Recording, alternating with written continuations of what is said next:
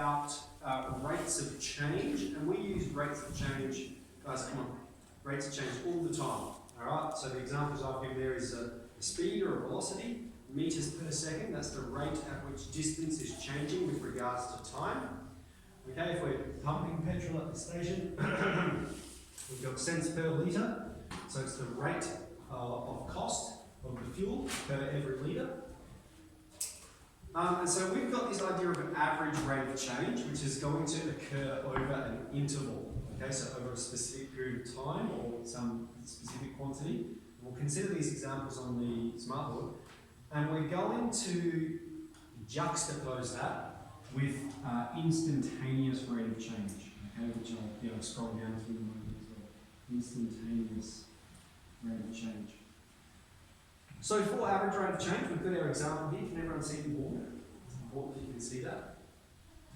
Okay, so we've got the number of lawn beetles per square metre. Let's say there's this pest, these beetles are eating the lawn.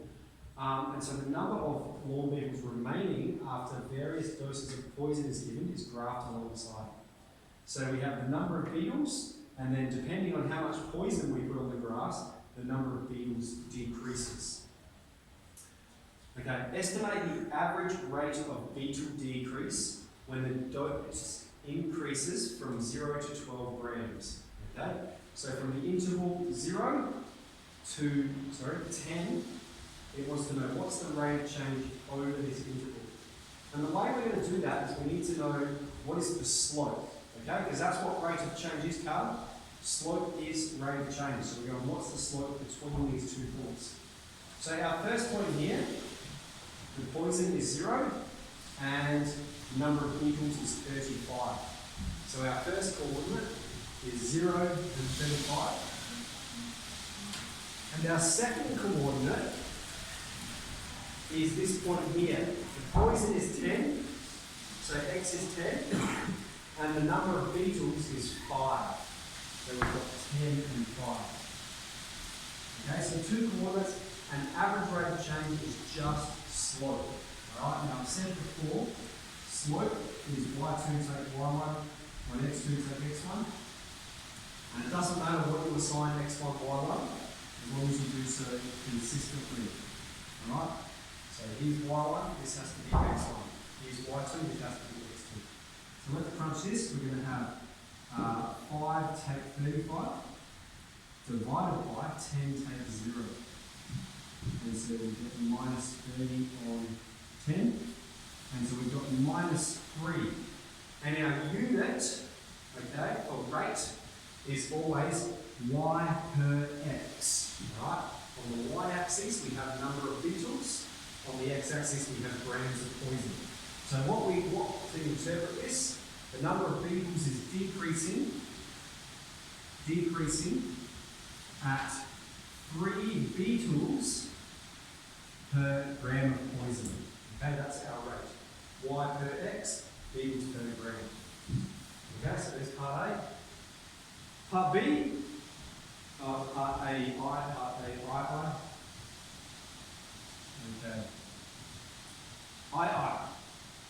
When the dose increases from 4 to 8 grams. So now it's talking about a more specific region. It's talking about from here to here. And so we're going to have to do a little bit of estimating here. When the poison is 4 grams, the number of beetles is 25. So we've got 4 and 25. And when the poison is 8 grams, the number of beetles is maybe 8, I reckon. Let's go to 8 and 8.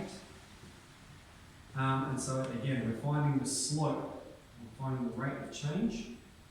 And so we're going to have, we can call it M, we should call it AROC, or average rate of change, is the slope.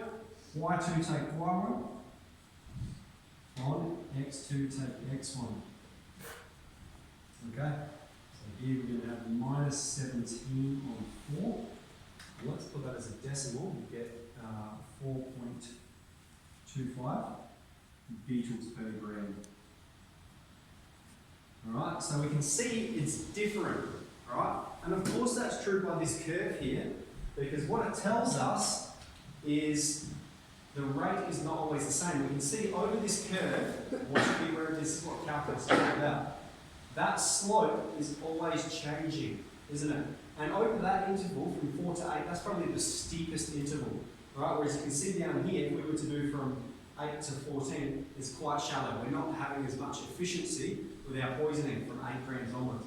But between 4 and 8, we're sort of optimal efficiency. Look at how many beetles we're killing per gram of poison. Okay, describe the effect on the rate of beetle decline as the dose increases from 0 to 14 grams. All right? So basically, for the first 8 grams, it severely reduces the beetle population, but then following 8 grams, we can see it doesn't have as much impact, that the poison is less efficacious. So let's make a response to B.